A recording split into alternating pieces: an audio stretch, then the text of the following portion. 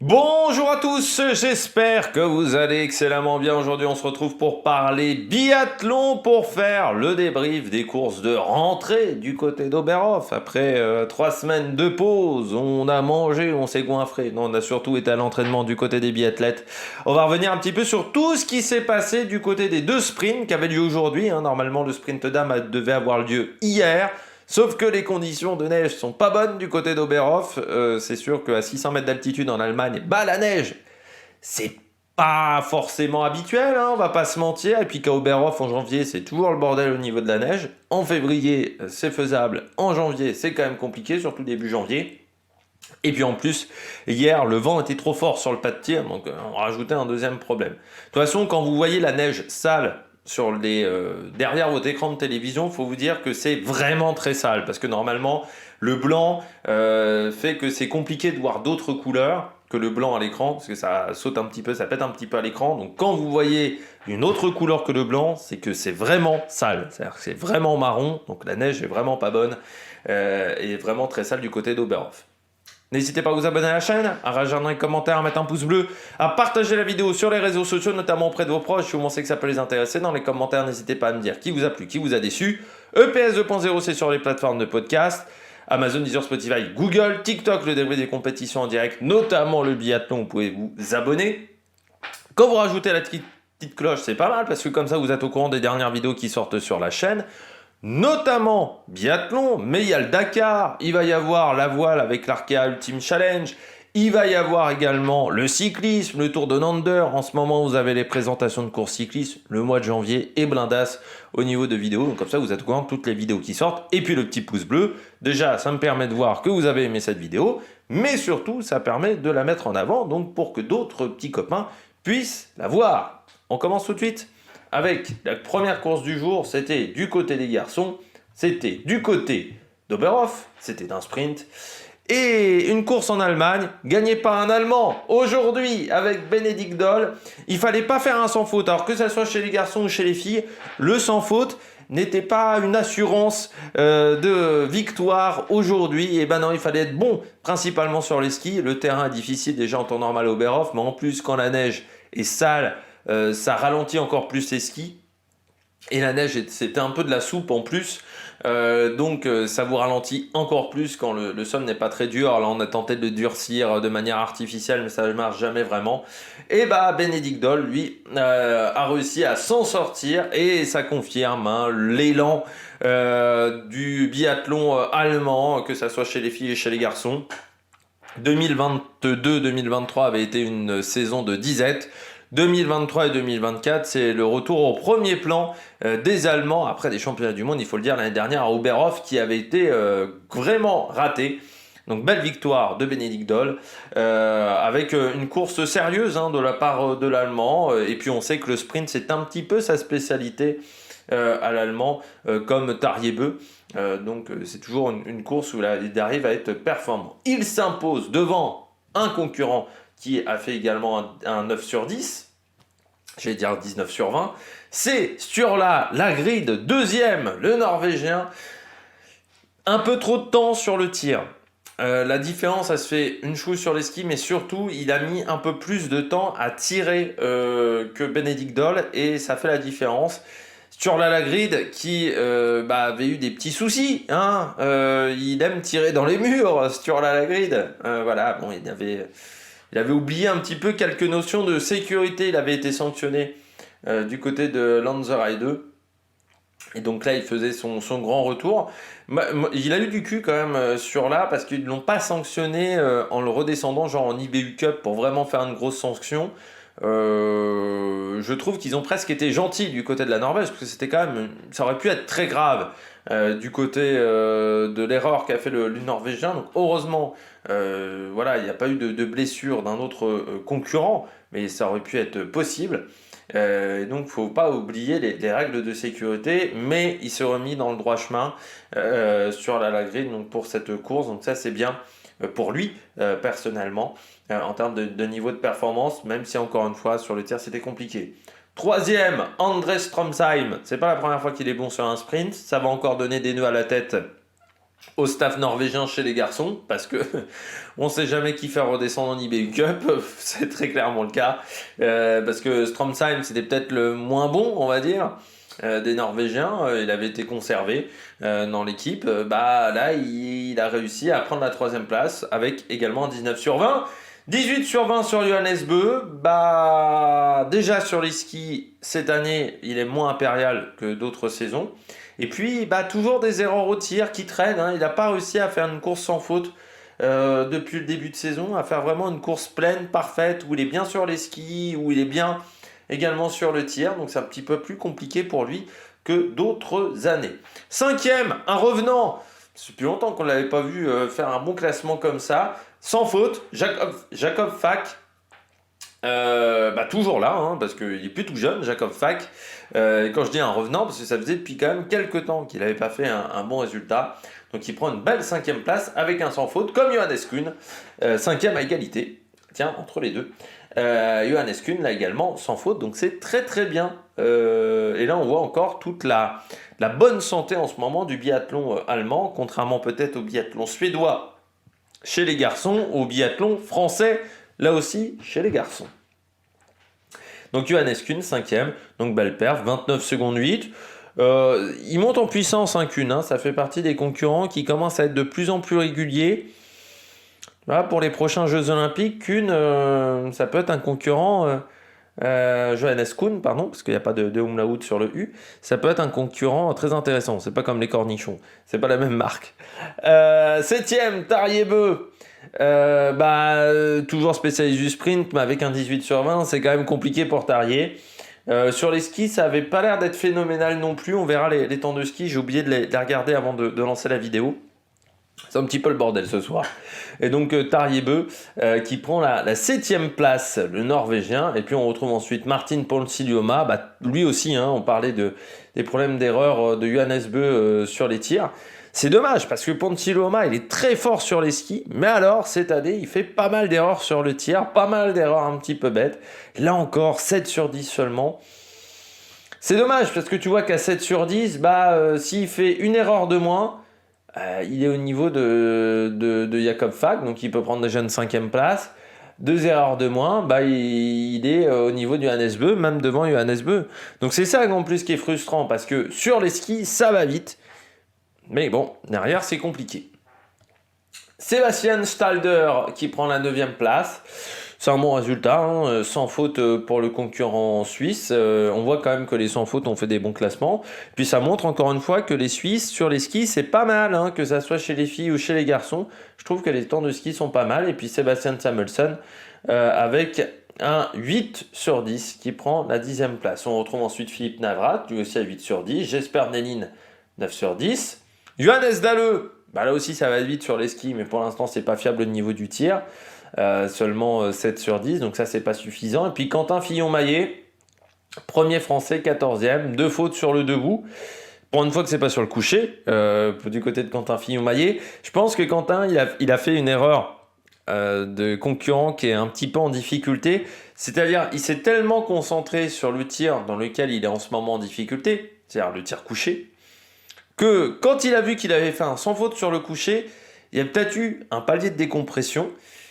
Et ce qui fait que derrière, sur le debout, il était peut-être une chouille moins concentré et ça fait ces 2 erreurs. C'est dommage parce qu'il avait presque fait le plus dur. Bon, après, sur les temps de ski, c'était quand même pas fifou du côté de Quentin parce que même avec un sans faute, il n'allait pas chercher la victoire. Et même la cérémonie des fleurs, ça allait pas être facile. Fallait tenter de finir en moins de 30 secondes. Ouais, ça allait pas être facile quand même d'aller chercher même une cérémonie des fleurs pour Quentin Fillon-Maillet. On retrouve ensuite Justus Trello. Donc on retrouve combien d'Allemands ? 3, 4 dans le top 15. Donc là c'est du costaud, hein. Et puis Alexandre Moukine, Niklas Hardweg, Didier Bonaz du côté des jeunes qui va reprendre un petit peu des points, notamment sur Eric Perrault. Et puis Roman Ries, 19e. Devant Florent Claude, pas une mauvaise saison de la part de Florent Claude, hein. Depuis le début d'année, c'est pas mal. Lucas Saufer, 21e. Il va falloir vraiment qu'il trouve une solution au niveau des skis parce qu'il a un niveau en ski qui est plus bon du tout en fait Hofer. Alors ça n'a jamais été le meilleur sur les skis, mais pour moi à une époque il était capable de faire beaucoup mieux que ça. Là avec un 9 sur 10, normalement il doit être 20 secondes de mieux quoi, hein, au moins. Là il finit même derrière un Quentin Fillon-Maillet, donc le temps de ski il est pas bon, et Simon Eder 22e. On va regarder le classement des autres Français. Ça a été vraiment la soupe à la grimace. Alors déjà on peut noter la 26e place pour, je crois, sa première Coupe du Monde. Le leader de l'IBU Cup, c'est Johan Olaf Botten, qui fait seulement un 6 sur 10, donc ça c'est pas top pour le Norvégien. Mais ça montre comme parfois la différence un petit peu de pression de niveau entre l'IBU Cup et la Coupe du Monde. Là je pense qu'il s'est pris un surplus de pression, surtout que tout le monde disait vous allez voir, il domine en IBU Cup, il fait des temps de ski incroyables. Il s'est peut-être vu un petit peu trop beau et ça a été compliqué à gérer pour lui. Donc un 6 sur 10. Ça montre quand même que le temps de ski est pas mauvais parce que 6 sur 10, il prend quand même la 26e place. Donc le temps de ski est là. S'il arrive à mettre ensuite le tir, à mettre tout bout à bout, ça pourrait être très intéressant. Mais ça montre encore une fois la densité du côté de la Norvège. Fabien Claude, donc deuxième français, seulement 28e. Ça fait mal, avec un 7 sur 10. Trop d'erreurs au tir du côté de Fabien. Le ski, c'est toujours pas top. C'est toujours, c'est toujours en deçà en termes de performance. Donc voilà, c'est compliqué pour Fabien Claude. C'est pas suffisant pour le moment pour aller chercher mieux. C'est encore pire pour Émilien Jacquelin, 6 sur 10.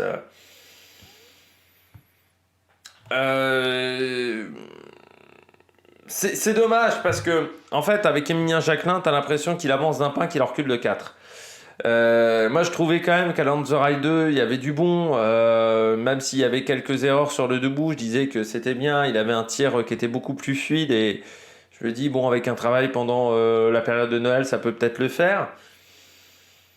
Là le temps de ski en plus c'était pas bon, et puis il y a trop de fautes au tir, donc là encore avec un temps de ski qui est pas top, un 6 sur 10 tu peux pas faire de miracle. Et là aussi du côté d'Emilien Jacquelin je trouve que les temps de ski pas fifou depuis quelques temps, ça serait bien de retrouver du rythme. On continue à descendre dans le classement. Eric Perrault, là aussi 6 sur 10, il s'est planté aujourd'hui. Du côté d'Eric Perrault, je pardonne un peu plus parce qu'il n'a que 22 ans, ce qui n'est pas le cas d'Emilien Jacquelin.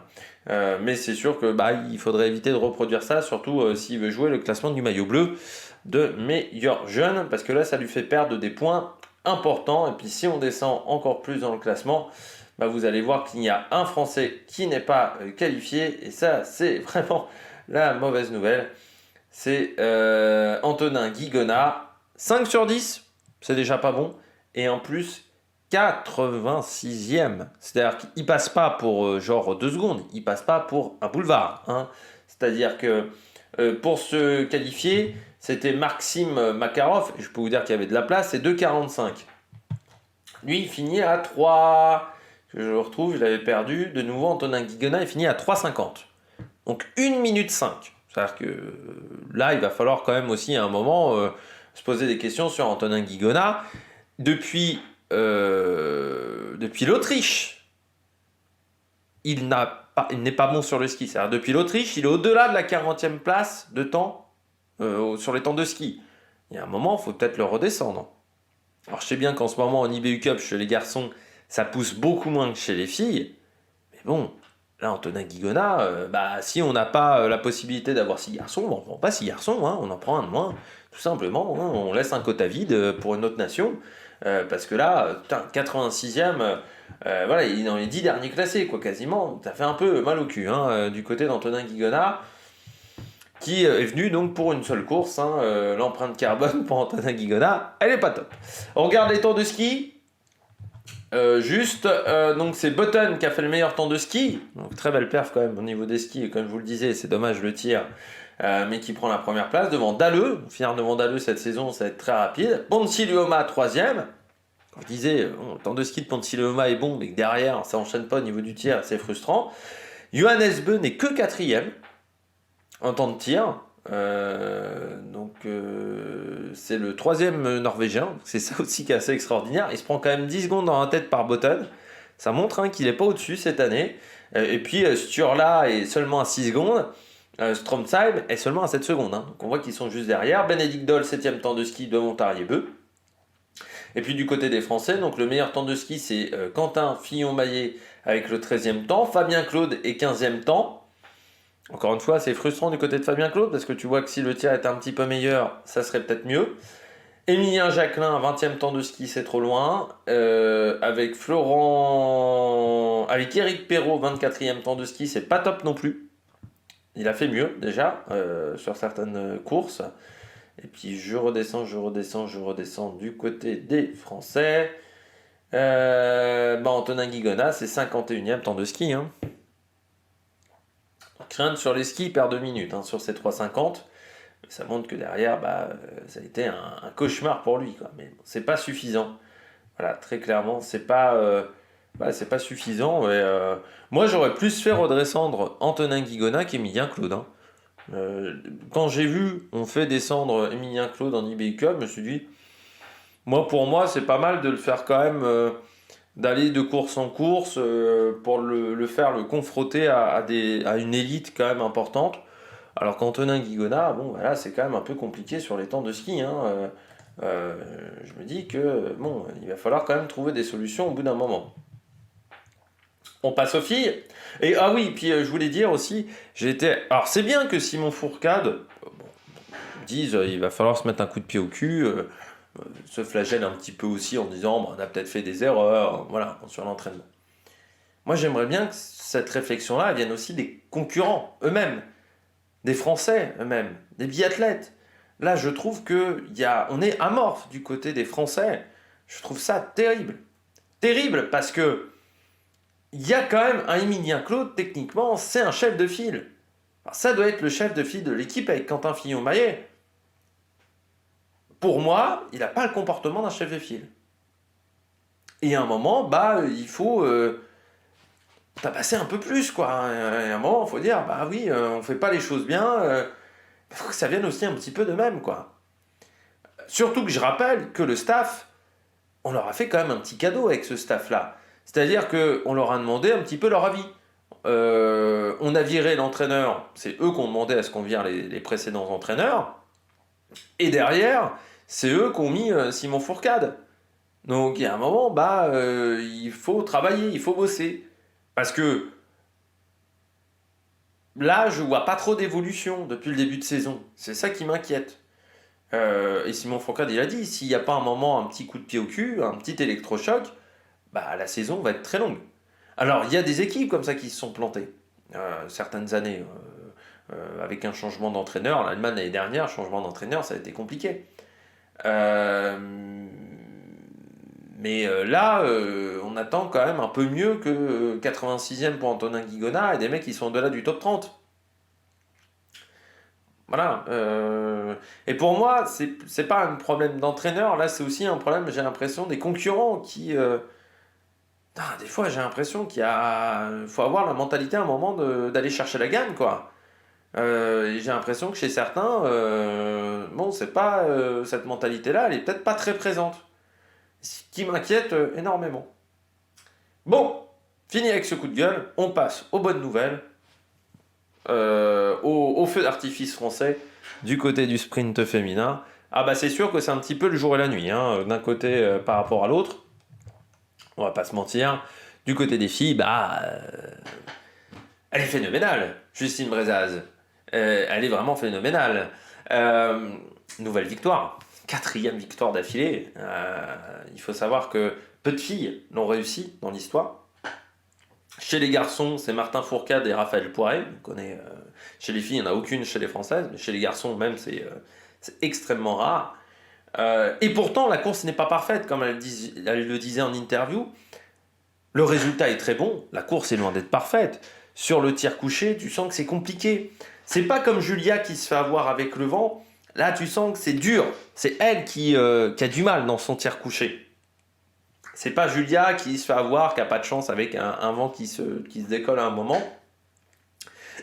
Donc c'est là où on peut être presque déçu à ce moment-là. Sauf que son tir debout, elle enquille les balles à une vitesse folle, encore, comme elle avait fait à Lanzarote 2. Sur le tir debout, elle fait pan, pan, pan, pan. C'est parti à une vitesse de dingue. Et puis après, sur les skis, elle est au-dessus. En ce moment, elle est intouchable sur les skis.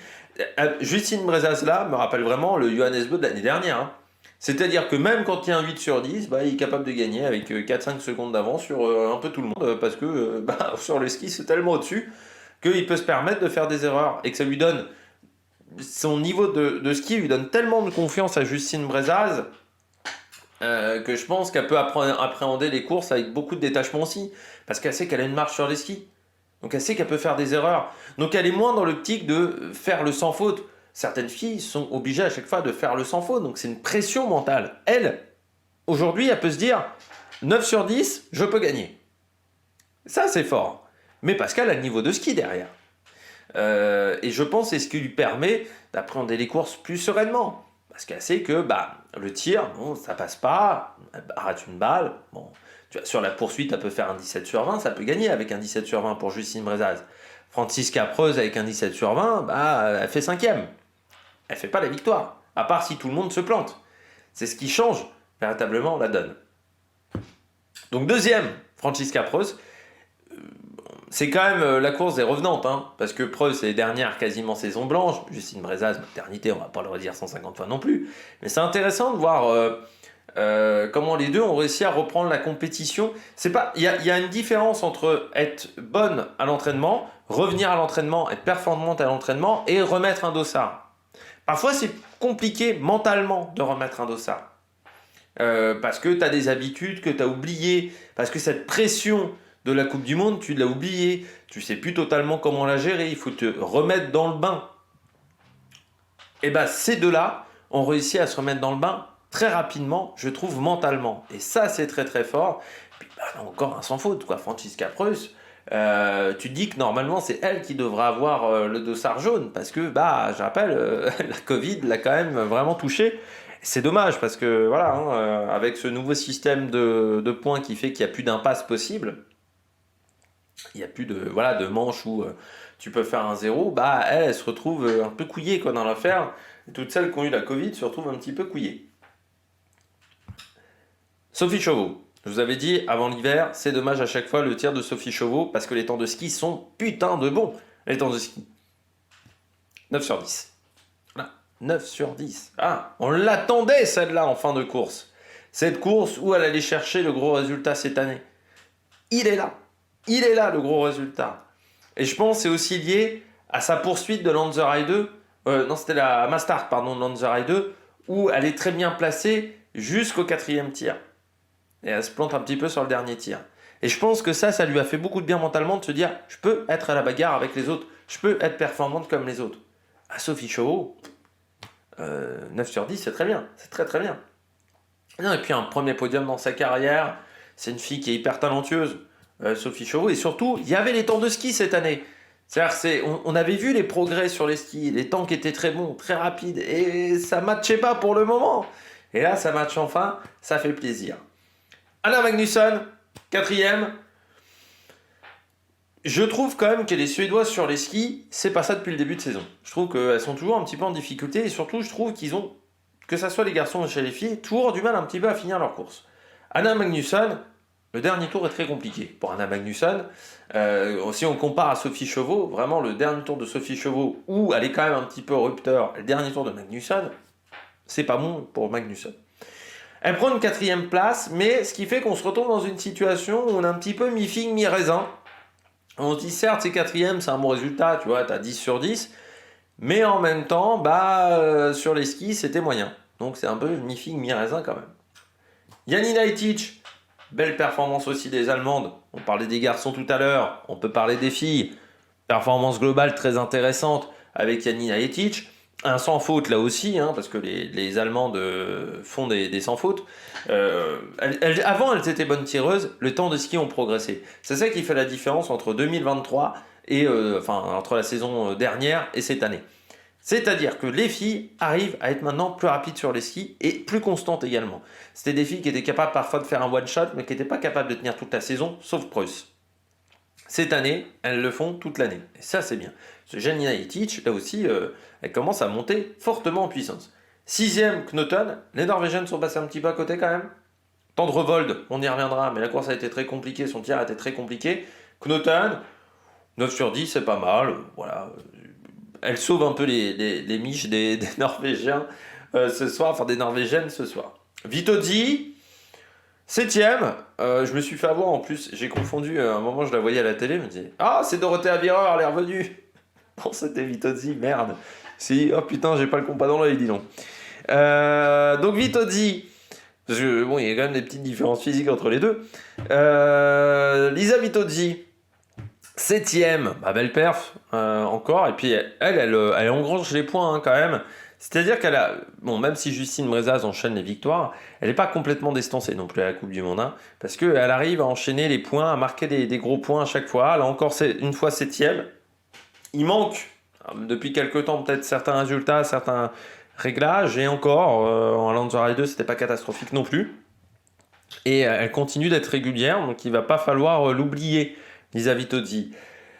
La perf du jour, encore plus que Justine Brezaz, la perf du jour, c'est Jeanne Richard. On savait qu'elle était forte en IBU Cup, j'avais vu notamment l'individuel, le premier individuel de la saison, où je m'étais dit, ah, putain, j'avais fait cette gueule là devant la télé, je me suis dit, oh putain, enfin devant l'ordinateur, je m'étais dit, ah oui quand même. C'est-à-dire qu'elle est rapide sur les skis, et la précision de tir est là. Ce qui est très rare à ce jeune âge. Parce que par exemple, Grossian, elle est rapide sur les skis, mais souvent le tir est parfois un petit peu déficient chez les filles qui sont très jeunes. Parce que un peu trop fougueuse, parce que parfois elles se posent un petit peu trop les questions. Le tir, ça vient parfois un peu plus avec l'expérience. Là, Jeanne Richard, elle a tout pour moi. Hein. On verra dans 2-3 ans si elle s'écroule ou pas. Il faudra qu'elle tienne la pression médiatique. Mais j'ai l'impression que dans sa tête, c'est un peu comme Sophie Chauveau, tu sais, quand tu les entends en interview, ou Lou Jean Monod, c'est des filles qui sont plutôt posées, plus que pouvait l'être Justine Brezaz en début de carrière, je trouve, en interview. Et du côté de Jeanne Richard, oui, le résultat est très très bon. Je suis très content pour elle. Enfin, c'est pas facile hein, de commencer en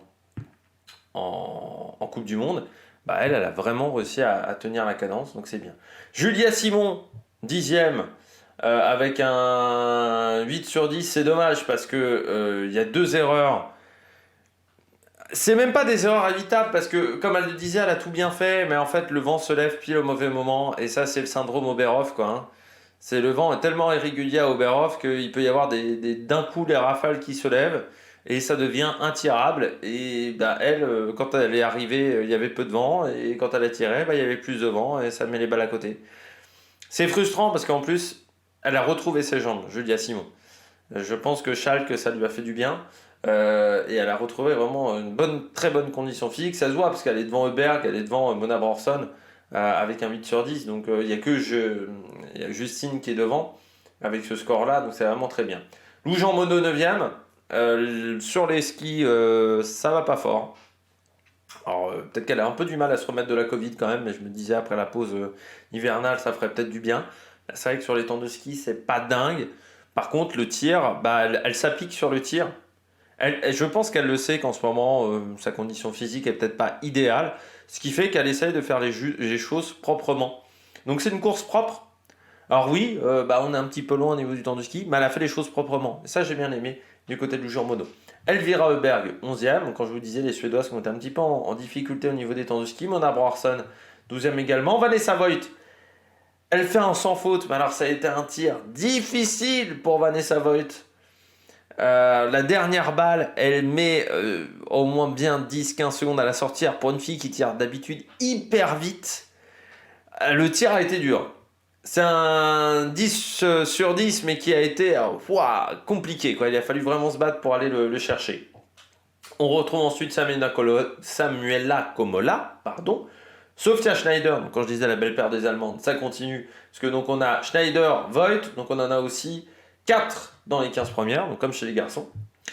Eiki Gross, dommage parce que sur les skis ça allait vite, mais trop d'erreurs au tir, hein. Ça c'est dommage, parce qu'elle est même plus rapide que Tendrevol. Tendrevol, elle s'est écroulée sur son debout. Je sais vraiment pas ce qui s'est passé parce que le debout, on s'aperçoit que toutes les filles ont souvent eu des problèmes sur le coucher. Sur le debout, ça s'est plutôt bien passé. Là, son debout, ça a été une horreur. Mais vraiment, elle se reprend, elle met quand même à côté. Ouais, Course à oublier pour Tendrevol, Person 18. Lampitch 19, c'est dommage. Encore une fois, Lampitch, le jour où les tirs seront dans les cibles, elle gagnera tout. Clément Sich, 20e avec un sans faute. On retrouve ensuite Célina Grossian. Lotelli, 22e. Et puis Amy Bazirga, avec un sans faute, 24. Temps de ski un petit peu lent. Et puis Océane Michelon, 8 sur 10, 28e pour une première en Coupe du Monde. Là aussi, c'est très bien, elle marque des premiers points. Donc, ça, c'est pas très rassurant pour Chloé Chevalier et Gillian Kigona, parce qu'en plus, en IBU Cup, elles n'étaient pas non plus en train de gagner la course, jusqu'à maintenant. Donc, ça, c'est pas très rassurant, parce que quand tu vois Jeanne Richard faire un sans faute, Océane Michelon, avec un 8 sur 10, finir 28e avec un sans faute, ça pouvait peut-être faire un bon top 15. Je pense que Chloé Chevalier doit commencer à flipper sa mère un petit peu en termes de résultats, parce que l'IBU Cup, ça va peut-être être plus long que prévu. On va dire ça comme ça. C'est dommage. Et puis Anna Kebinger, c'est dommage, 8 sur 10, 33e, pas un très grand temps de ski. Alina Stremous, 40e, Gislova, 41e. On descend un petit peu dans le classement. Johansson, seulement 50e, pour une Norvégienne, c'est pas top. Lisa Teresa Hauser, vous savez ce que je me suis dit? Alors Davidova, je me suis dit, après son tir couché, comme depuis le début de saison, le tir est pas là.